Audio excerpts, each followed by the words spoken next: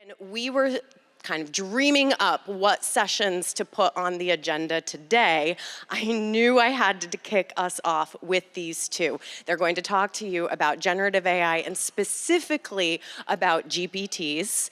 And of course, there is a GPT for that. Come on up, Shane and Allison. Let's put our hands together. Thanks, Al. Hi, everyone. How are you doing? Morning. I'm just grateful to still have a voice after dueling pianos last night for all of you here. Mallory and I share a fondness for the dueling pianos. But we want to kick it off today by playing a little game. We're going to play Never Have I Ever, and I need everyone up. Everyone's got to stand up. Stand up in your seat. Shake it out a little bit if you want after the walkover in the heat. So you are only allowed to sit down if it's something that has happened for you, okay? You understand? Everyone get it? All right. So, never have I ever felt like there's enough hours in the day to get everything done. Wow. All right. Go for it. Never have I ever felt overwhelmed by the volume of content you need to create to launch a campaign. Never have I ever struggled with limited resources to create high-quality content. I'm very jealous of all of you sitting down. Jeez, tell us your secrets. Never have I ever received a last-minute request for something for marketing. Never have I ever had a project fall to the back burner because you had a lot of other work to take care of.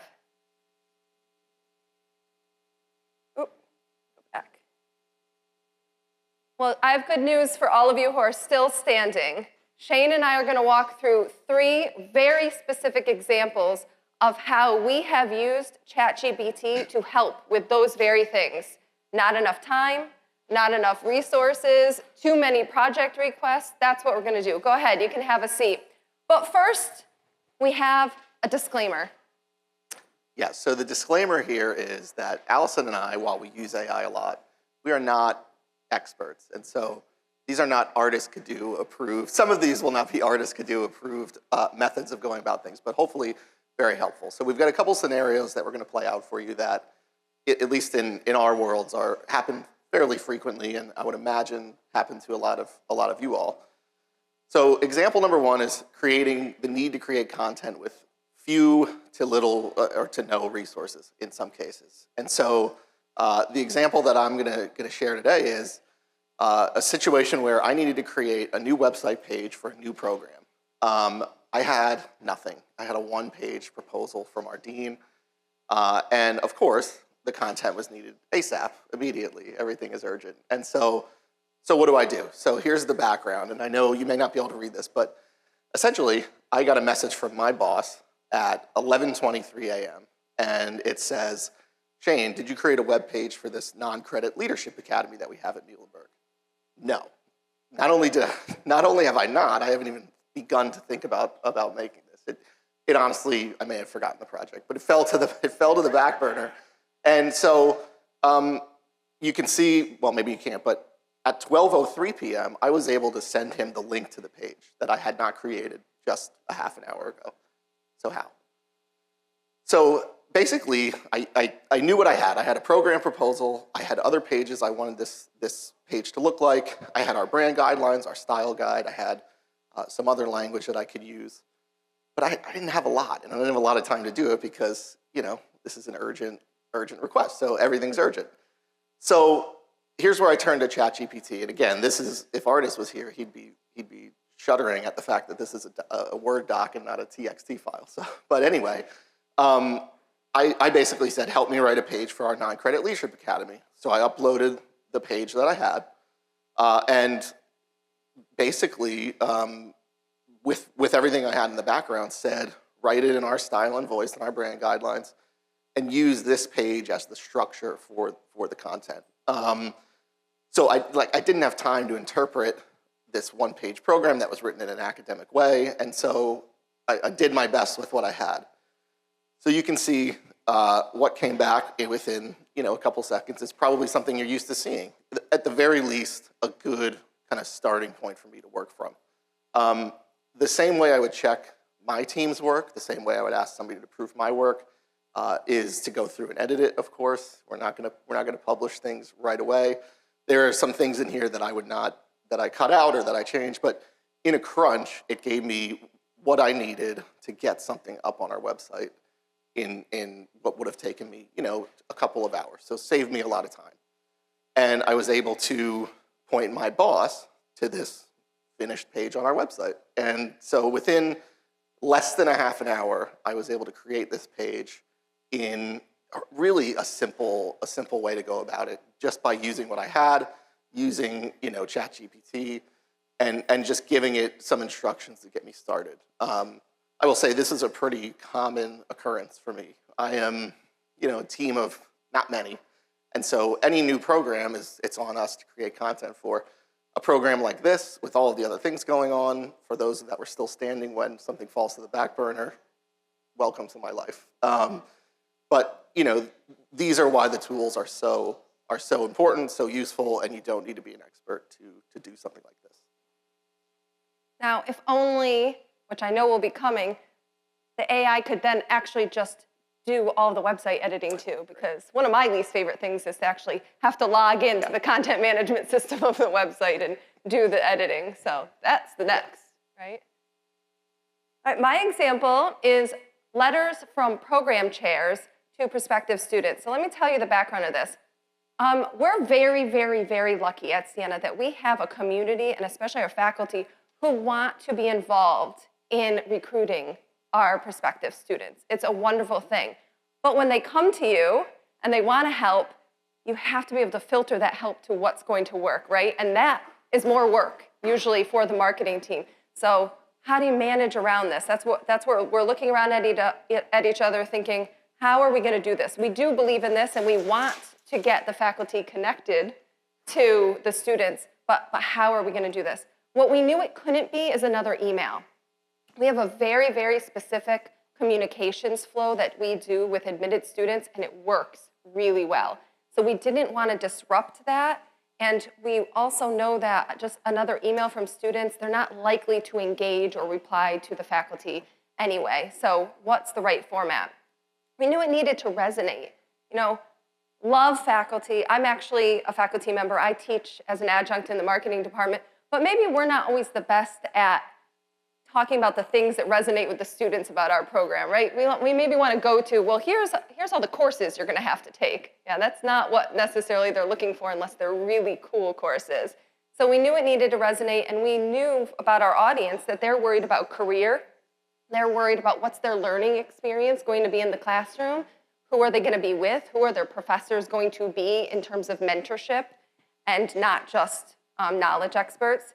And this was happening this January.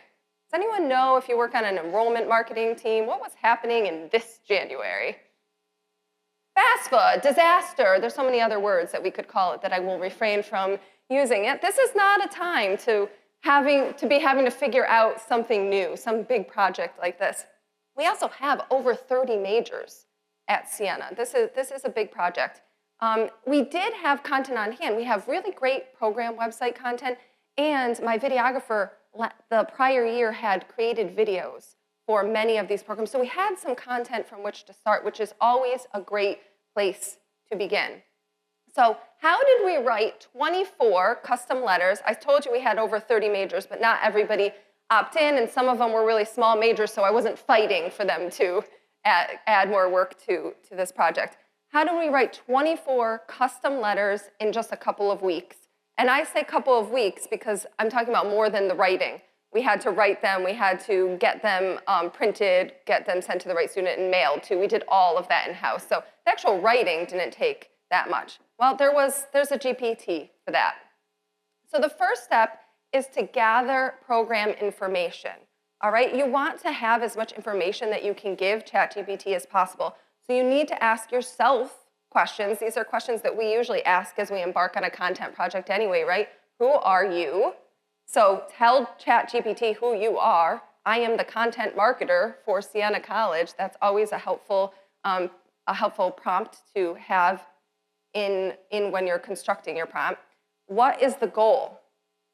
So my goal is to make the students feel connected and welcomed to the biology program at Siena, whatever it might be. But you want to have a clear goal. Who's your audience? In this case, it was admitted students to Siena. What do we know about them? You tell ChatGPT, what do you know about your students? You know what their decision factors are. You know where they're from, right? So you give them a profile. Use your personas that you've built. And then what is the deliverable? What is the outcome that you want from this? So in this case, let's see what happened, if we can see it. Oh, unfortunately, it didn't play. So when they post the slides, you'll be able to see actually what the prompt looked like that had all of these elements, 1 through 5. Then the next step was, we need to find what the unique selling proposition is going to be for each of the programs, right? This is not a copy and paste situation. Each program has its own specific unique selling propositions. But to do that, remember, I have the program page, website content, I have video transcripts, but I need more. I need some proof points, I need some stories, I need really good content that can make the students really see themselves. So the first step was to compile data, find, and then I'm gonna go through this. How did I get that data? That was helpful. Then how did I turn that data into themes that gave me those unique selling points? And then a document that I could use to create the actual letter. So first, to compile data. What you're seeing here, which I know is hard to see, is actually a form. I asked ChatGPT, I gave it all of those parameters. This is what I'm trying to do. And tell me the questions to ask the faculty members and the students in that program that help me get that end result letter, right? So that's what you see here. I actually created a form that we sent out to all of the departments, and they answered the information, right? So they answered things like, what's a favorite, notable, or defining course offered in the major, right? So here I am, I now have a spreadsheet from a Google form with the major and answers to all of these questions, all right? Then I took that data from that document and I uploaded it to ChatGPT. You can see here, I said I have attached a data set of qualitative survey responses from faculty, students, and alumni from Siena's marketing program. Analyze these responses to identify key themes, patterns, and insights. All right, and so from there, you can then ask it to identify the unique selling points and success stories, and then get to a summary document. So now I have summary documents that have the unique selling points, I have stories, I have all of those themes for each program. So you can see here, based on the survey insights, what are the unique selling points? That's the prompt I put into ChatGPT. And now we're at the stage where we can create the content. You've got to find a letter you've written before. The best way to use ChatGPT is use original content that you have written. So you could use, in this case, the letter you send to admitted students. That's going to cue them on voice and tone and style so that it matches. So what I did is I uploaded the letter that we had already sent to students, and then the summary document, and I asked ChatGPT to use those two sources to be able to write the letter. Right? So easy peasy, 27 letters. It was actually took longer to get them out the door and print them and mail them than it did to actually create the content. There's so many more use cases. So I did all of that preliminary work, so I got a letter. But what else can I get from that, right? I can get website content like Shane was talking about. I can turn this into brochure copy, blog posts, video, an outline for a video for the programs that I don't yet have a video for, presentation about that specific program, social media. It's really endless, right? There's so many opportunities. Now that you have that summary document, where can you go with it? So one of my favorite things to do with ChatGPT is create custom GPTs. Who is creating custom GPTs in the room? Okay, not many. Who, hopefully more hands here, who is responsible for creating a lot of content about a lot of things that they're not experts in? So I've been using ChatGPT as a stand-in subject matter expert for content creation. We recently at Muhlenberg undertook a big project to rewrite all of our academic program page content. So we worked with some freelancers, but I thought to myself, well, how can we do this in other ways that would save us money, that would save us time, and that would get us good content ready to be reviewed by faculty? So this idea of AI as a subject matter expert for me has been super, super valuable. And so, like I said, I needed program-specific content across programs. A lot of content needed to be written. This was a year-long type of project. I came in the middle of it, so we were kind of too far along to use this particular use case, but I'm still responsible for writing a lot of content about programs that I'm not an expert in, and going from writing about financial aid to chemistry to physics to you name it it's hard, and it's hard to be that creative and have that kind of knowledge in your brain and sit down and do that. So I knew I needed to be able to do something at scale that would give me accurate, good content that could get ready for faculty approval. And so it's also summer and faculty are not on campus. So how can we get as many of these ready as possible for when faculty come back in the fall? And again, I needed it to be scalable. And so we rewrite content a lot. Content changes. We have a new curriculum at Muhlenberg. So there's a lot of things going on that I need to be able to adapt and change quickly. So I created a stand-in subject matter expert. It's a custom GPT. I'm sure that you've heard a lot about these this week, but if not, look up artists, look up other, Bart Kaler is really good at these. And again, this is, I'm not an expert in this, and so this is kind of me learning and trying and doing new things, which is one of the key things about AI, trying. Get in and try. Again, use my available resources. What I had for this particular program was, and we'll get into this, I've created a physics professor GPT. And so I had curriculum, I had catalog pages, I had existing content, faculty bios, outcomes, and always brand and style guide information. So here's the physics faculty member, and there's some prompts there that could get me started. But basically, I wanted to have something that I could write an email, I could write a letter, I could write website copy, and in a sort of expert way, good enough to get me started on a subject that I chose physics because I don't know about you guys, but I'm pretty sure I failed physics in high school, so I went with that one. I know the least about it. And so again, disclaimer, this is to get content ready for faculty approval. This won't be published until the physics department reads it, approves it, tweaks it. So that's an important thing to remember. So hard to read, but basically the instructions that I gave the custom GPT led to an expert and a faculty member at a college or university to help me write compelling, accurate information for students. And at the bottom it says I will adopt an encouraging, informative, and friendly tone aiming to bridge the gap between scientific accuracy and marketing appeal. Hard to do. So here I'm asking to draft content for a new physics page for Muhlenberg College. The page will be the first students see. Finish. But here we go. So I've got, again, general page structure that I wanted to follow is in the instructions. And you can see here that I'm highlighting things that I would not publish. And so again, editing this content is important. There's just some things that we wouldn't put on the website. There's information that's not really needed. And just some of the writing is not necessarily kind of what our tone and voice is. So it's not perfect.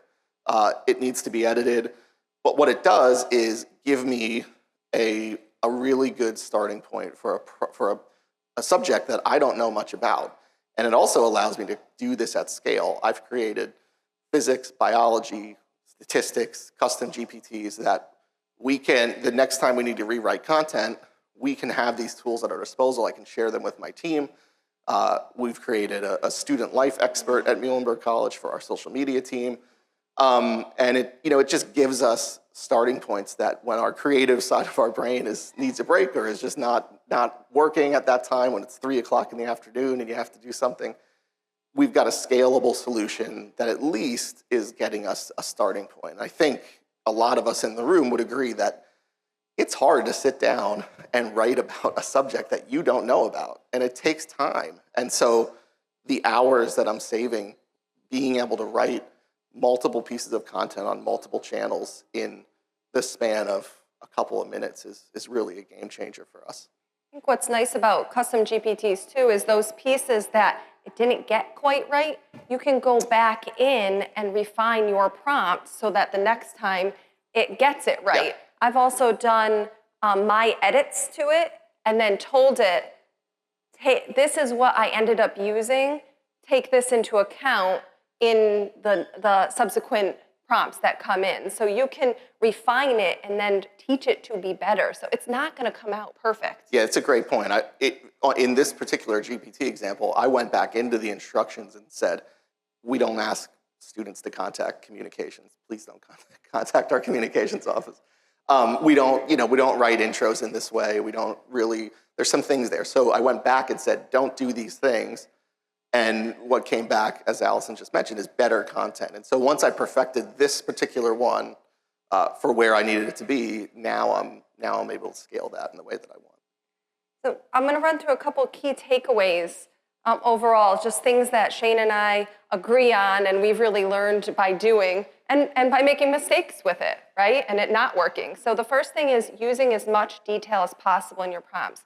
I can't stress enough about telling them telling the AI, telling the bot, who are you? Okay, so literally, if it's you, describe yourself and what your challenges are. Same thing on the audience. Tell them everything you know. Use the documents, use the research that you have at your disposal. Give it detail. It's going to output better content if you do. The second is to use original source material. A great example of this is if you publish a news article. Say the communications team put out this great article, but you want to be able to repurpose it into website content, into social media content, into a LinkedIn post, into a video clip, whatever it is you want to do with it. It's always best to start with that original content. Just like I did in the example, I used a letter we already send to admitted students, right? That's how we maintain, that's how we don't sound robotic. That's how we still sound like our school's personality, and that's really important. Using these tools is such a great opportunity, but we want to be human still, right? We want to leverage them, but still be able to make human connection. And so we're not losing our jobs here. This is us using tools to be more productive, but also making sure what we're creating is still very human. And then never, ever, ever just copy and paste, right? It's not perfect. It has lots of errors in it. These tools are still learning from themselves and from the inputs that we're putting into them. And there's going to be errors. I've never once been able to completely get something that I've just been able to highlight everything, copy, and dump into somewhere else. That's not what's happening here. All right, so be very careful. Never, ever just copy and paste. We do have a few minutes for questions, but first I just want to, Shane and I talk a lot about this stuff on LinkedIn and on our podcasts. I actually put out a newsletter bi-weekly called the Higher Ed Marketers Digest. If you go to my website, AllisonTurcio.com, you can sign up for that. There's about 3,000 people who get that email every other week. And what I do is I compile all the best thought leadership from our industry, and I just put it all in one place for you. And then here's Shane's connection to his podcast. Yeah, so Breaking Silos is a podcast that features a marketer and a non-marketing colleague from the same institution on each episode, talking about collaboration, general partnerships, sometimes drilling down into a project level type of discussion, but really highlighting the things that are going on campus. I think many of us are frustrated by being in silos, and the goal of this show is to really showcase that we don't need to be working this way. There are plenty of opportunities to partner and collaborate with each other and really learn a lot from one another. So I'll put us back to our questions slide here. So we have about 5 minutes if anyone has questions, or if you would like to share a project or a way that you've used ChatGPT. Like, we do not consider ourselves experts. We're just trying it. We're just figuring it out on the go. This isn't, and now we're trying to translate how we figured it out to all of you. So what questions do you have, or what stories would you like to share with everyone to help? All right, I'm going to walk the mic over here. And while I'm walking it, I actually have a live stream question. Oh. Curious about when you should invest the time in a custom GPT versus when you should just pull up good old 4.0. Yeah, I mean, for me, it's a case-by-case basis. If in the example I gave you, where it's a CYA sort of situation, I didn't have time for a custom GPT, so I just kind of went in and fed it what I needed. For this project, in terms of rewriting all that program content and needing to write emails and letters, I think a project of that scale is the time to invest in ChatGPT, custom GPTs. And I would add when someone else is going to need to use it too, because you can share the custom GPT with other people. Mallory actually created one for all of us Enrollify creators that we use to be able to create our show notes that go on the website of Enrollify when we have a new podcast episode. So when you're going to share it, that's a really key moment too. Go ahead. Yeah. First off, great presentation, great use cases, guys. Thank you for that. My question is, have you dealt with any hallucinations, even in feeding ChatGPT your original source content, and how have you worked to course correct that? Twofold, real quickly. One of the things that we use it for, NC State Graduate School, Director of Marketing Communications here. I just recently did one of our surveys to all of our directors of graduate programs, took that survey data, uploaded it in, and asked it to spit out to me a one-page summary of this data for my dean, and it did so with charts, graphs, and everything. And so, I mean, it's a phenomenal tool, but even then, there was a ton of me sitting and checking to make sure that information was accurate. And so, have you all dealt with, in your use cases, any hallucinations, wow, where did that come from? And how have you kind of course corrected, is my question. Yes, absolutely. I think a lot of times when you ask, I think what mitigates that is giving it as much of your own material to which to build on. When it's going out into the internet and everything else of data that's available, that's when it kind of goes off the rails. Try to ask it for peer-reviewed research, horrible. It makes up journal articles. Really, I have seen it do that. So I think the examples that we're sharing where we're using content that we've actually created, there's a starting point, or we're using data that we collected, that really helps make it safer, that you're not gonna get junk on the other side of it. We have time for one more question. Hi. Do you have experience reading spreadsheets and large data files? And second question is, can it read data in a data warehouse, or banner tables and such? I am not an expert on the data tables part. I have uploaded large spreadsheets of data, not personally identifiable data, but data, for instance, website analytics, and have asked it questions about what do you see in these analytics. And I think this is this the perfect segue actually to Brian's presentation that's coming up next? So he'll have some more detail. He's really, really great on the quantitative and qualitative data use cases for ChatGPT. Yeah, and I just want to add one thing to the question about hallucinations. One of the things that I would also recommend is using multiple AI platforms. For example, I think a platform like Claude is a better writer than ChatGPT. I use Grammarly AI a lot. I use Element at work, and so I use those AI tools a lot. So I would run it through multiple things to make sure that you're getting accurate information. But again, proofread everything. Oh, and don't even try ChatGPT for visuals unless you want to laugh. Yeah. Amazing. Thank you both so very much. Thank you.